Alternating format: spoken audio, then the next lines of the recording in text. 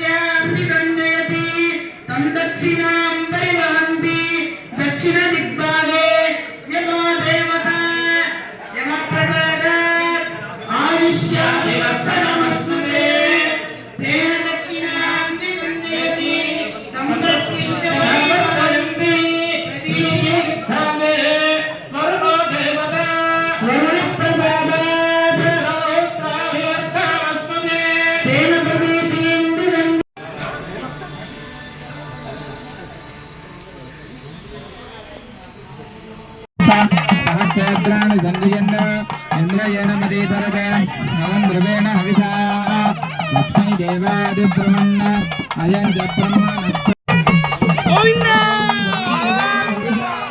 लक्ष्मी देवादिब्रह्मन् अयं ध्रुवं देवराजवरुण ध्रुवं देवो बृहस्पतिः ध्रुवं इन्द्रस्याग्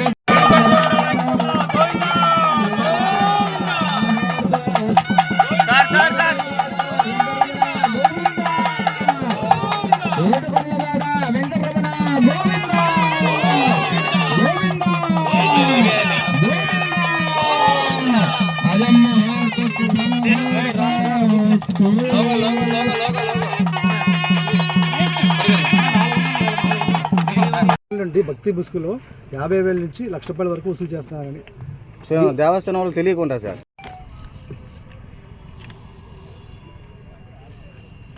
శ్రీ వెంకటేశ్వరాయ నమః. ఈరోజు ఈ పెందుర్తిలో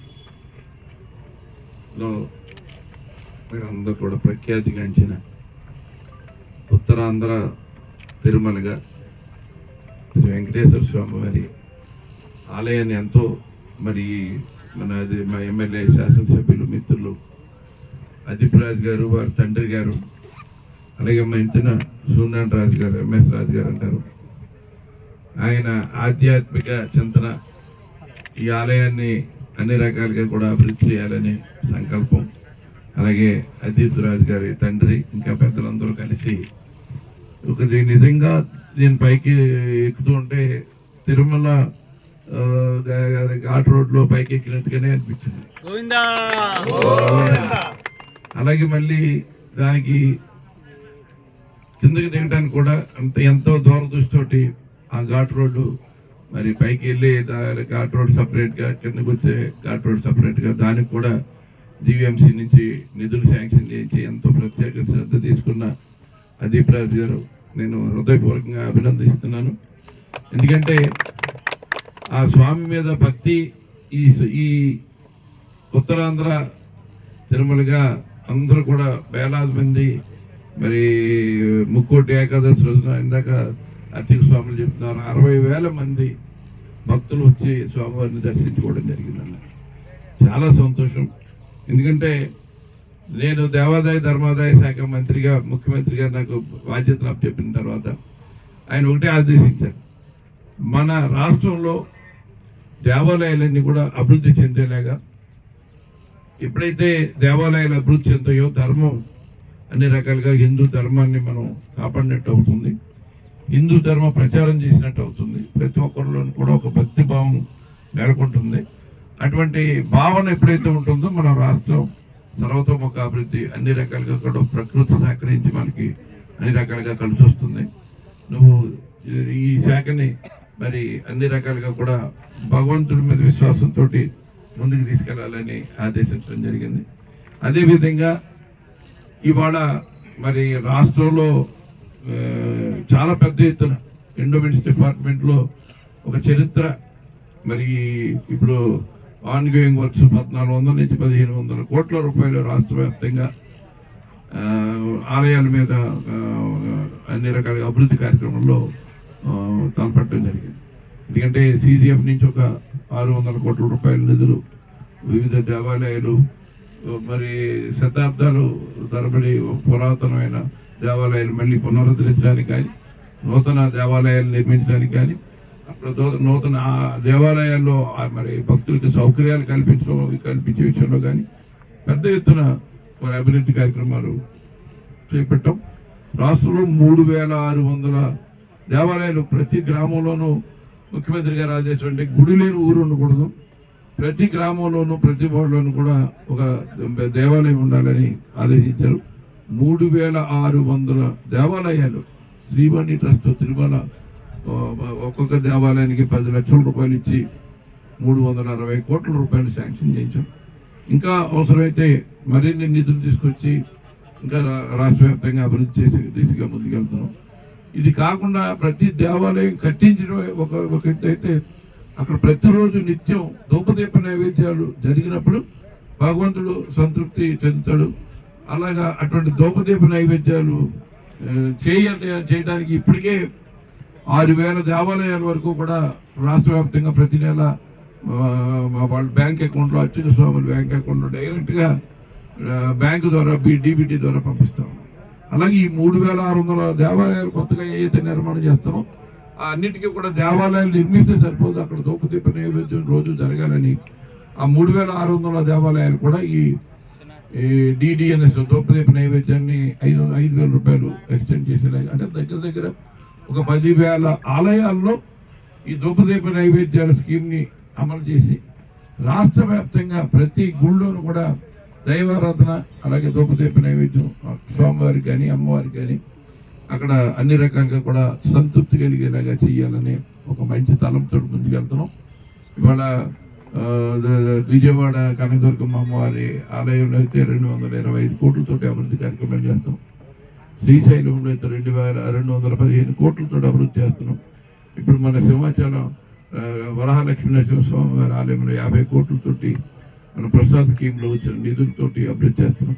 సత్యనారాయణ స్వామి వారి ఆలయం అన్నవరంలో ఒక 50-60 కోట్లతో అక్కడ అభివృద్ధి కార్యక్రమాలు జరుగుతున్నాయి. అలాగే ద్వారకా తిరుమలలో అభివృద్ధి కార్యక్రమాలు జరుగుతున్నాయి. కాణిపాకంలో ఒక 40 కోట్లతో అక్కడ అభివృద్ధి కార్యక్రమాలు జరుగుతున్నాయి.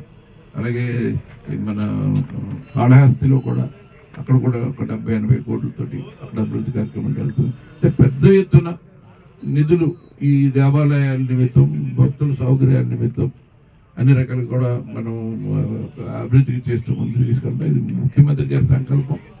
ఈ రాష్ట్ర ప్రజలందరూ సుఖ సంతోషాలతో ఉండాలి, భగవద్ అనుగ్రహం ప్రతి ఒక్కడికి ఉండాలని ఆయన విశ్వాసం. ఆయన చేసే ప్రతి కార్యక్రమం ఆయన ఎంతో చిత్తశుద్ధితోటి, ఆయన దూరదృష్టితోటి, మరి రాజకీయాల్లో మరి తలపండిపోయిందని లేకపోతే మేము సీనియర్లు అని చెప్పుకునే వాళ్ళకి అంతుబట్టని ఆలోచన అయింది. అంత సమర్థవంతంగా పరిపాలన విధానంలో దేశంలోనే ఒక ఐకాన్ లాగా ఆయన నిలవటం, మరి వాళ్ళ పరిపాలనలో పారదర్శక తీసుకురావటం, ప్రజల దగ్గరికి ప్రభుత్వాన్ని తీసుకెళ్లే విషయంలో అసలు ఆయన తీసుకున్న నిర్ణయం, ఈ పరిపాలన విధానం, గ్రామ స్వరాజ్యం ఇవాళ దేశానికి ఆదర్శంగా ఉంది. ఆయన ఇన్ని కార్యక్రమాలు చేసినా, ఇంత అభివృద్ధి చేసినా, ఇంత సంక్షేమ పరిపాలన ద్వారా 1,62,00,000 మందికి ఈ పథకాలు అందించిన వాళ్ళ 2,55,000 కోట్లు డీబీటీ ద్వారా, నాన్ డీబీటీ ద్వారా అవకాశం ఉంటుంది సార్. స్వామివారి ఒక సాక్షాత్ స్టెప్ బై స్టెప్ ముందుకెళ్దాం. ఇవన్నీ ఇప్పుడు ముందు ఈ రెండవ ఘాట్ రోడ్డు కూడా బీటీ రోడ్డు అవుతుంది. అయిన తర్వాత ఇప్పుడు కూడా ఆలయాల్లో అభివృద్ధి అన్నది నిరంతరం కొనసాగుతుంది. ఇది కొనసాగుతూనే ఉంటుంది. అన్నిగా మీరు అన్నట్టుగా మీరు కోరుకున్నట్టుగా అక్కడ కూడా మెట్లు మార్గం ఏర్పాటు చేసే కార్యక్రమం తప్పనిసరి. సార్ అలాగే శివాజీ అదీప్ రాజు ఇంత శ్రద్ధ తీసుకుని ఈ పంచగ్రామాల ప్రజల సమస్యను తీర్చాలన్న ఎంత తాపత్రయపడుతున్నాడు, ప్రజా సమస్యల కోసం ఎంత నిరంతరం కృషి చేస్తున్నాడు. మరి వాళ్ళ దేవాలయ భగవంతుడి కార్యక్రమాలు కూడా ఎంత సమర్థవంతంగా చేస్తున్నాడు.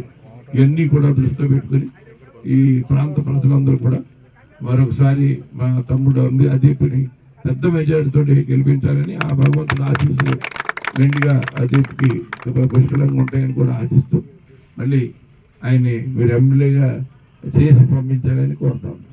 రాలేదు, నేను ఇమీడియట్గా మా ఇక్కడున్న ఏసీ డీసీ అలాగే మా ఈఓ గారిని కూడా దాని మీద ఎంక్వైరీ చేసి నాకు రిపోర్ట్ పంపమని చెప్తాను. అవసరమైతే దాని మీద చర్య తీసుకోవడానికి మాత్రమే. గతంలో 2 సార్లు వార్తలు వచ్చేసారు, మీ దాకా రాలేదు అనుకున్నాను. 2 సార్లు వచ్చేసారు. నేను చూస్తాను.